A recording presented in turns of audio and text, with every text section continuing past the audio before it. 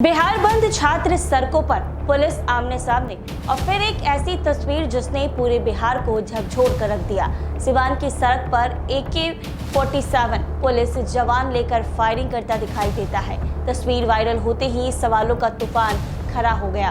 क्या भीड़ को नियंत्रित करने के लिए असॉल्ट राइफल के इस्तेमाल जरूरी था? क्या वास्तव में गोली चली? अगर चली तो किसके आदेश पर चली? और क्या पुलिस ने कानून और तय प्रक्रिया का पालन किया?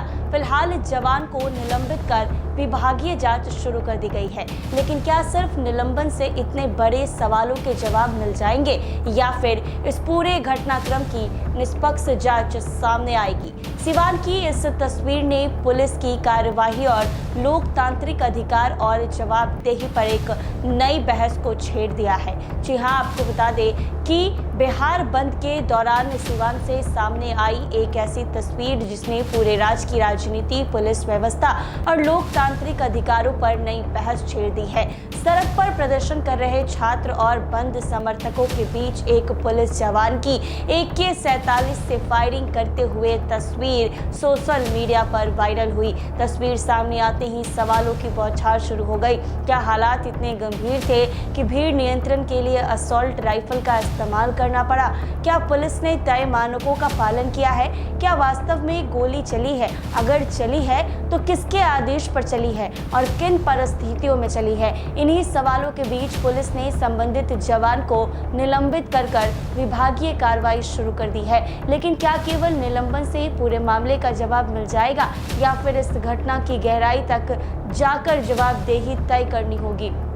25 जुलाई को बिहार बंद के दौरान सिवान में प्रदर्शन कर रहे छात्र और पुलिस के बीच तनाव की स्थिति बन गई। इस दौरान सोशल मीडिया पर कुछ तस्वीरें और वीडियो वायरल हुए जिनमें एक पुलिस जवान AK-47 लेकर फायरिंग करता हुआ दिखाई देता है। तस्वीरें सामने आते ही लोगों में आक्रोश फैल गया और उसके बाद सोशल मीडिया पर सबसे ज्यादा पूछा गया सवाल यही था कि क्या छात्र इतने बड़े खतरे थे कि उन पर AK-47 जैसे असॉल्ट राइफल तान दी गई? यदि यह केवल चेतावनी थी तो तस्वीर में फायरिंग जैसी स्थिति क्यों दिखाई दी गई? यदि वास्तव में गोली चली तो किसके आदेश पर चली थी? घटना के बाद दावा किया गया है कि 3 छात्रों को गोली लगी है और उनका इलाज चल रहा है। हालांकि पूरे घटनाक्रम की आधिकारिक जांच जारी है और यह जांच यह स्पष्ट करेगी कि गोली किसके हथियार से चली है, किस परिस्थिति में चली है और उसकी जिम्मेदारी किसकी है। तस्वीरों के वायरल होने के बाद पुलिस विभाग पर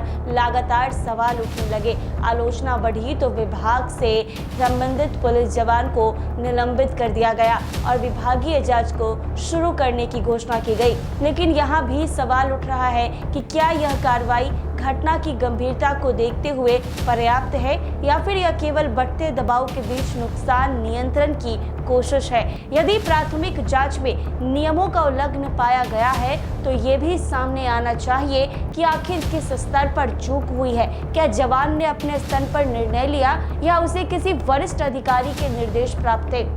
नेता प्रतिपक्ष तेजस्वी यादव ने इस पूरे मामले को जोरदार तरीके से उठाया है। उन्होंने आरोप लगाया है कि लोकतांत्रिक तरीके से अपनी मांग रखने वाले छात्रों के साथ अपराधियों जैसा व्यवहार क्यों किया गया। तेजस्वी यादव ने कहा है कि यदि छात्रों की आवाज का जवाब बंदूक की नाली से दिया जाएगा तो ये लोकतांत्रिक के लिए बेहद चिंताजनक संकेत होगा।